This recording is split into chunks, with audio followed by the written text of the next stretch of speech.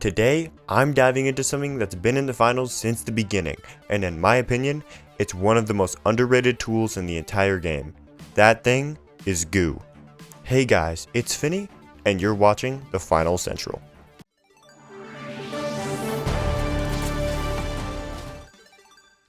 Before we get into it, a quick heads up. We've got a Discord server, and we're closing in on 150 members. Whether you want alerts for new uploads, to squad up with teammates, hop into our watch parties, or just chill and chat, the link is in the description. We love to have you. Alright, let's talk Goo. Goo comes in three main forms: Goo Grenades, Goo Barrels, and the Goo Gun.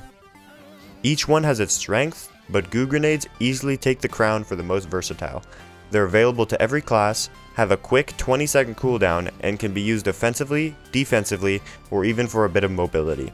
Let's break it down. Did you know Goo can help you manipulate structures and move cashouts? It's a bit of a niche use, sure, but with how fast Goo regenerates, it's surprisingly viable. You can throw it down to help you climb higher structures, or to easily close long gaps that you are unable to cross normally. Along with this, Goo is insanely useful when you're trying to escape a fight, block incoming fire, or protect a teammate during a steal attempt. Just be careful, if you're too close, you might accidentally Goo your teammate and block the steal yourself. It happens more than you'd think. For more offensive uses of Goo, this is where it gets fun. You can throw Goo to cut off an enemy's escape route, or trap them just long enough to close the gap.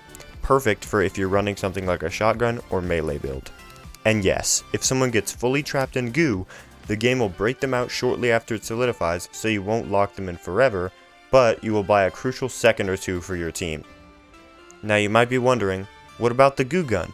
Yes, while the Goo Gun can technically do most of the same things, I still prefer Goo Grenades. Why?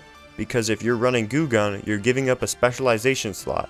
That's a big trade-off when you could be using something like a winch claw or mesh shield.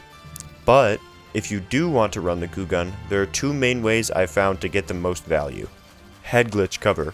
Shoot Goo at a sloped surface beneath you to create cover you can peek over, or combine it with a barricade for maximum protection. Zone control. Use it to close off entrances and lock down areas, super useful for defending cashouts. I'm not saying the Goo Gun is bad. In fact, if you really want to see how powerful it can be, check out Akazo on YouTube or Twitch. The guy is an artist with it. Now, let's go over a couple cool strategies that show you how creative you can get with Goo. First up, the Cocoon Cashout.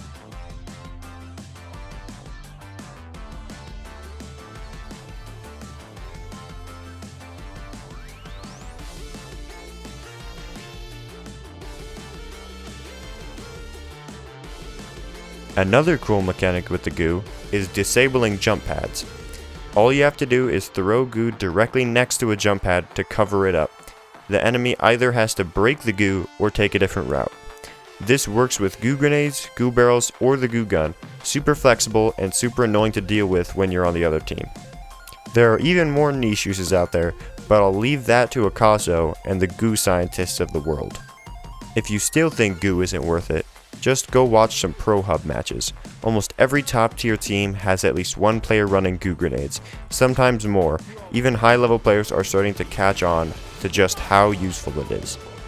If you want to watch Cody and Sam react to these matches, you can go check out the VOD on this channel from the watch parties they hosted. And that's going to do it for today's video.